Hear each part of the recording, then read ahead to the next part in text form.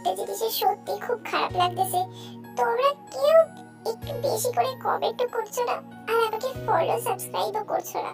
এরকম করলে কি করে হবে বলো তো? আমি কিন্তু রেগুলার ভিডিও দিই, কিন্তু অ্যাভয়েড করলে তো আমার নিজেরও খারাপ লাগে, ভিডিও মেক করার তো ইচ্ছেটাই চলে যায় বলো। তোমরা প্লিজ একটু বেশি করে সাবস্ক্রাইব করো, যারা সাবস্ক্রাইব না করেই চলে যাচ্ছ, আর একটু বেশি করে কমেন্ট করো যাতে আমার উৎসাহ বাড়ে প্লিজ। যাই হোক, নিউ স্টোরিটা কেমন লাগলো বলবে আর সাবস্ক্রাইব করো। রাস্তা দিয়ে যাচ্ছিলাম আমি, মনে হলো কেউ একজন আমাকে ফলো করছে। কে সেটা দেখার জন্য পিছনে ঘুরতেই কাউকে দেখতে পেলাম না। হঠাৎ কেউ এসে আমার মুখে রুমাল চেপে ধরে, আমি অজ্ঞান হয়ে যাই। জ্ঞান ফিরতেই নিজেকে আবিষ্কার করি একটা অন্ধকার রুমের মধ্যে। আমার হাত পা চেয়ারের সাথে পুরোপুরি বাঁধা, মুখে টেপ লাগানো, মুখ দিয়ে শব্দ ছাড়া আর কিচ্ছু করতে পারছি না। কিছুক্ষণ পরে কেউ রুমের মধ্যে প্রবেশ করে, এসে আমার গালে হালকা হালকা করে স্লাইড করে বলে, তুমি শুধু আমার আর কারো নও। তোমাকে কারোর সাথে দেখলে আমার সহ্য হয় না। কেন তুমি সবার সাথে এত মিষ্টি সুরে কথা বলো? কথা বলতে কষ্ট হচ্ছে বুঝি? সরি জান, তোমাকে অনেক কষ্ট দিয়ে ফেলেছি।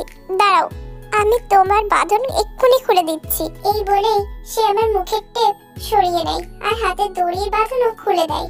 তখনই আমি জিজ্ঞেস করি, কে আপনি? কেন এখানে আমাকে তুলে এনেছেন? আমি আপনার কি ক্ষতি করেছি?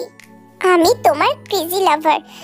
আমি তোমার সাথে কিছুটা সময় কাটানোর জন্য এসেছি। মন তো চাইছে তোমাকে সারা জীবনের জন্য রেখে দিই, কিন্তু না, এখন তো এটা সঠিক সময় না।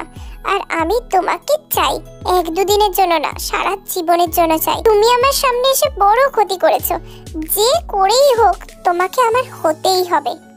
দেখুন, প্লিজ আমাকে ছেড়ে দিন, আমি বাড়ি যেতে চাই। প্লিজ আমার কোনো ক্ষতি করবেন না, প্লিজ।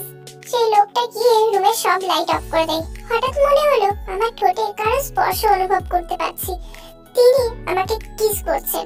প্রায় 5 মিনিট পর আমাকে ছেড়ে দেয়। আমি জোরে জোরে নিঃশ্বাস নিতে থাকি, ভয়ে কান্নাও করতে থাকি। তিনি আমার মুখে আবারও রুমাল চেপে ধরলে আমি আবার জ্ঞান হারিয়ে ফেলি। জ্ঞান ফিরতেই দেখতে পাই আম্মু আমার সামনে বসে আছে। তোমার শরীর এখন কেমন লাগছে? জি আম্মু, এখন ঠিক আছি। জানিস, তোর জন্য কতটা আমরা চিন্তা করছিলাম। সুগা ভাইয়া তো তোকে সেন্সলেস অবস্থায় রাস্তায় পড়ে থাকতে দেখেছিল। সকালে জগিং করতে গিয়ে দেখি তুই রাস্তার মাঝে পড়ে আছিস। আমি না থাকলে কোন বিপদটাই না ঘটতো বলতো। আচ্ছা, তুই তো তোর বন্ধুর বাসায় গিয়েছিলি, তাহলে রাস্তায় আসলি কেমনে?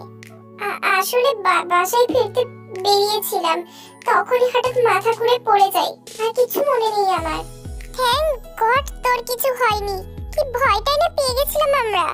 আচ্ছা বেশ, তুই এখন একটু রেস্ট নে তো। এবার সেখান থেকে জেনি বাদ দিয়ে সবাই চলে যায়। শোন না, একটা জিনিস হয়েছে, প্রমিস কর কাউকে কিচ্ছু বলবি না। বলবো না। এবার বল তো সত্যি করে কি হয়েছে? আরে আমাকে না একটা লোক কিডন্যাপ করে নিয়ে গেছিল। প্রথমেই আমি সন্দেহ করেছিলাম যে তুই আমাদের মিথ্যে কথা বলছিস। লোকটা তোকে কিছু করেনি তো? আরে না না, কিছু করেনি আমাকে। যাক, তুই ঠিক আছিস, এটাই অনেক। এই হলো আমাদের গল্পের হিরোইন কিম তেইয়ং। অনার্স ফার্স্ট ইয়ারে পড়ে। গায়ের রং দেখতে অপূর্ব আর ফর্সাই তুলতুলে। গলার কাছে তিলটা যেন আরো বেশি গুণ সৌন্দর্য বাড়িয়ে দিচ্ছে। যে ছেলেই দেখুক না কেন তার উপর একেবারে ক্রাশ খেয়ে যায়। এই পর্যন্ত অনেক ছেলে তাকে প্রপোজ করেছে, কিন্তু সে সবকেই ফিরিয়ে দিয়েছে। কিন্তু যত ছেলে তাকে প্রপোজ করেছে তারা কেউই এখন জীবিত নেই, সবাইকে খুন করা হয়ে গেছে। আর এই হলো জাঙ্কুক, জিওন গ্রুপ অফ ইন্ডাস্ট্রির মালিক। বয়স 27 বছর। মেয়েদের একেবারে ক্রাশ। মেয়েরা তো জাঙ্কুক বললেই পাগল। কোম্পানির মালিক তার বাবা হলেও পুরো কোম্পানি সেই দেখাশোনা করে। কি রে, কাল কলেজে তো অনুষ্ঠান আছে, তুই যাবি না? যাবো তো। তাহলে 9টার সময় রেডি হয়ে থাকবি। আর হ্যাঁ শোন, শাড়ি পরে যাবো, ঠিক আছে? এই বলেই জেনি চলে যায়। তখন আমি বসে বসে লোকটার কথা চিন্তা করতে লাগলাম। তার চেহারা দেখতে না পাওয়া গেলেও তার চোখগুলো ছিল ভয়ঙ্কর, যা ভাবলেই আমার গা এখনো অব্দি শিউরে উঠছে। কি ছিল সে? রাতে ডিনার টেবিলে খুব শান্ত মনেই খাচ্ছিলাম আমি। এমন সময় আব্বু বলে উঠলো, তুমি আর কোথাও যাবে না আমাকে না বলে। আমি তো শুধু ফ্রেন্ডের বাসায় গিয়েছিলাম। ফ্রেন্ড হোক আর যাই হোক, তোরা একসাথে থাকবি সব সময়। তুমি মুখে মুখে তর্ক করবে না। তোমার আব্বু ছোট আব্বু যা বলেছে তাই শুনবে, আর একা একা কোথাও যাবে না। জি আম্মু, তবে কালকে কি কলেজ যেতে পারি? যেতে পারো। ঠিক আছে ছোট আব্বু। আসলে জেনি হলো তের চাচাতো বোন, মানে সুবিন আর ইয়ঞ্জনের কন্যা। এরপর খাওয়া দাওয়া শেষ করে চলে গেলাম নিজের রুমে। বসে বসে ফেসবুকে চ্যাটিং করতে লাগলাম। হঠাৎ কেউ আমাকে মেসেজ দিল, হাই জান, কি করো? এরপর ওনার আইডিতে গিয়ে দেখলাম লেখা ক্রেজি লাভার। কে আপনি? তুমি আমাকে না চিনলেও হবে, তো শুধু শুধু ডিস্টার্ব কেন করছেন? বউকে মেসেজ দিলে কি কোনো ডিস্টার্ব হয়?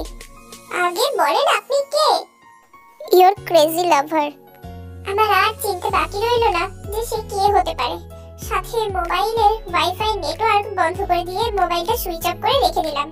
মাঝরাত এখনো জেগে আছি, ঘুম আসছিল না। চোখ বন্ধ করে অনেকক্ষণ ঘুমানোর চেষ্টা করছিলাম। ঠিক তখনই দেখি কেউ একজন বারান্দা দিয়ে প্রবেশ করছে। আমি ভয়ে উঠে পড়লাম। কে কে ওখানে? আমার গলার আওয়াজ শুনেই সে ওখানে দাঁড়িয়ে পড়লো, কিন্তু পরক্ষণেই আবার আমার দিকে আসতে লাগলো। কি হলো? ও তো দিচ্ছে না কেন? কে এখানে? আর একটাও কথা বলবে না। এবার সে কোনো কথা না বলে তার কোলের ওপর আমাকে বসায়, আর আমি ছাড়া পাবার অনেক ব্যর্থ চেষ্টা করতে থাকি।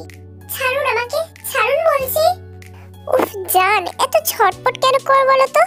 ভয় নেই, এটা আমি। একটু শান্তিতে দেখতে দাও তো, তোমাকে একটু দেখতেই তো এসেছিলাম। তার কণ্ঠ শুনেই বুঝতে বাকি রইল না যে সে কে হতে পারে। আমি ভয় আরো সিটিয়ে পড়ি। ঠিক তখনই ভয়ে কান্না করতে থাকি। আমাকে ছেড়ে দিন না প্লিজ, আমি আপনার কি ক্ষতি করেছি? আমি তো আপনাকে চিনিও না পর্যন্ত। জান রিল্যাক্স, আমি তো আর অন্য কেউ না। আর কেউ অবশ্য তোমার কাছে ঘেঁষার সাহসও পাবে না। আর তুমি এত ভয় পাচ্ছ কেন? আপনি এখানে কেন এসেছেন? প্লিজ এখান থেকে চলে যান। যাব, তবে একটা মিষ্টি খেয়ে তারপর যাব। আমার তো তার এই কথাটা শুনে মাথায় আগুন জ্বলে উঠলো। কার সাথে কথা বলছি সেটাও খেয়াল ছিল না। এই, আপনি এখানে মিষ্টি খাওয়ার জন্য এসেছেন? আমাকে দেখে কি ময়লা মনে হয় নাকি যে মিষ্টি বিক্রি করব? জান, তুমি তো দেখি আমার সাথে একদম ফ্রি হয়ে গেছো। একটু আগেই তো বেশ ভয়ে ভয়ে কথা বলছিলে, আর তুমি তো ময়রা।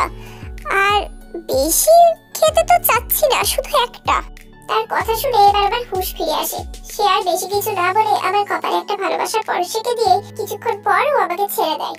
জান, এই মিষ্টিটাই পেট ভরলো না, তবে হ্যাঁ মিষ্টিটা কিন্তু সেই ছিল। এখন আমি আসি, হ্যাঁ নিজের খেয়াল রাখবা, আর বেশি রাত জাগবা না, না হলে কিন্তু অসুস্থ হয়ে যাবে। সে আবারও আমার কপালে একটা আলতো করে কিস করে তারপর বারান্দা দিয়ে নেমে চলে যায়। যেন সব আমার মাথার উপর দিয়ে যাচ্ছে। সারা রাত আর ঘুমোতে পারলাম না। কিছুক্ষণ পর থেকে ভোরের আলো ফুটে উঠেছে, পাখিরা কিচিরমিচির করছে, ঠান্ডা ঠান্ডা বাতাস বইছে। এই সময়ের মধ্যেই রাতের ঘটনাটা ভুলে গেলাম। বসে বসে উপভোগ করতে থাকি প্রকৃতির সৌন্দর্য, গান শুনছিলাম। ঠিক এমন সময়তেই আবার মেসেজ এলো। গুড মর্নিং জান, আজ এত সকাল সকাল উঠেছো? তুমি কি সারা রাত ঘুমাওনি? তোমাকে না বলেছিলাম ঘুমিয়ে পড়তে। আর কোনোদিনও সেরকম এমন ভুল না হয়। বাই দ্য ওয়ে, তোমাকে দেখতে কিন্তু অনেক সুন্দর লাগছে, পুরো পরি। পরি না, জান্নাতের হুরের মতো লাগছে। মেসেজ দেখে তো তের মাথা পুরোই গরম হয়ে যায়। মেসেজের রিপ্লাই না দিয়ে বসে বসে তার 14 বসে উদ্ধার করতে লাগলাম। সে আবারও মেসেজ দিল, তুমি কি এরকম পুডুর পুডুর করতেছো? তোমাকে দেখে পুরো বাচ্চা লাগছে। আমি তো তোমাকে দেখে এক প্রকার ক্রাশই খেয়ে গেলাম। মেসেজ দেখে মনে হলো সে কিভাবে আমাকে দেখতে পাচ্ছে। সে কি কোনোভাবে আশেপাশে কোথাও আছে? খুঁজে দেখি তো। আমাকে খুঁজতেছো জান? নিচে তাকিয়ে দেখো, পেয়ে যাবে। আমি মেসেজ দেখে তারপর নিচে তাকিয়ে দেখি একটা কালো রঙের গাড়ি দাঁড়িয়ে আছে আমাদের বাড়ির সামনে। আমি সেখান থেকে বিরক্ত হয়ে উঠে বারান্দা থেকে দরজা বন্ধ করে চলে এলাম ঘরের মধ্যে। সে একের পর এক মেসেজ দিতে লাগলো। আমি সিন না করে রেখে দিলাম। 7টা বাজতেই জেনি আমার কাছে এসে দরজা নক করলো। এই তে ওঠ। জেনি ডাকার সাথে সাথে আমি দরজা খুলে দিতেই জেনি আমার মুখের দিকে হা করে তাকিয়ে আছে। এই, আমার দিকে হা করে তাকিয়েছিস কেন রে? মুখে মশা ঢুকে যাবে। না মানে তুই এত সকাল সকাল উঠে পড়ছিস, ব্যাপারটা কি? কিছু না, এমনি ঘুম ভেঙে গেল তাই। ও আচ্ছা, তাই বল। যাই এবার ফ্রেশ হয়ে নে। আর আমরা কিন্তু আজকে শাড়ি পরবো, ঠিক আছে? তুই যেমন বলেছিলি। হ্যাঁ রে, সে তো তখন তোকে বলে দিয়েছিলাম, কিন্তু আমি কি শাড়ি পরতে পারি তুই বল? আচ্ছা বাবা, হয়েছে হয়েছে, আমি তোকে শাড়ি পরিয়ে দেবো, তুই রেডি তো হ। এরপর আমি শাওয়ার নিয়ে বেরিয়ে এসে দেখি জেনি আমাকে শাড়ি পরিয়ে দেওয়ার জন্য নিজে আগে থেকে রেডি হয়ে চলে এসেছে। হালকা পাতলা সেজেছে জেনি। আমিও চলে যাই শাড়ি পরতে ওর কাছে।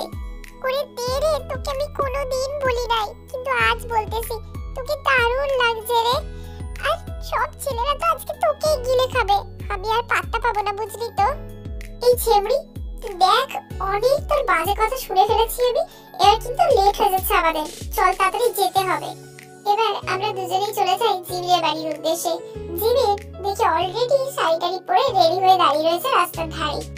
ওরে আমার বেস্টু রে, তোকে আজ কি কিউট লাগছে, আর আমাকে তোকেও খুব সুন্দর লাগছে রে।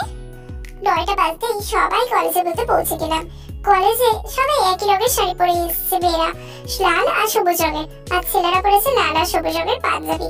সবার সাথে গল্প করতে লাগলাম। যখন 10টা বাজে দেখি কয়েকটা গাড়ি মেন গেট দিয়ে প্রবেশ করলো। সবার মুখে বলাবলি করতে লাগলো আরএম আর নাকি তার ছেলে জিয়ন জাংকুক মেন গেস্ট হয়ে এসেছে। আর পাত্তা না দিয়ে ফ্রেন্ডের সাথেই কথা বলতে লাগলাম। ফ্রেন্ডের মুখে শুধু জাংকুক আর জাংকুক। বিরক্ত হয়ে সিঁড়ির নিচে নামতে গিয়ে পড়ে যাওয়ার সময় চোখ দুটো খামচে বন্ধ করে ফেলি। ঠিক তখনই মনে হলো আমি যেন শূন্যে ভাসছি। কিছুক্ষণ পর চোখ খুলতে দেখি সামনে একটা হ্যান্ডসাম ছেলে আমাকে কোমর জড়িয়ে ধরে মুচকি হাসছে। আমাকে নামিয়ে দিয়ে সে চলে যায়। আমি যেন প্রথম কাউকে দেখে ভীষণভাবে ক্রাশ খেয়েছি।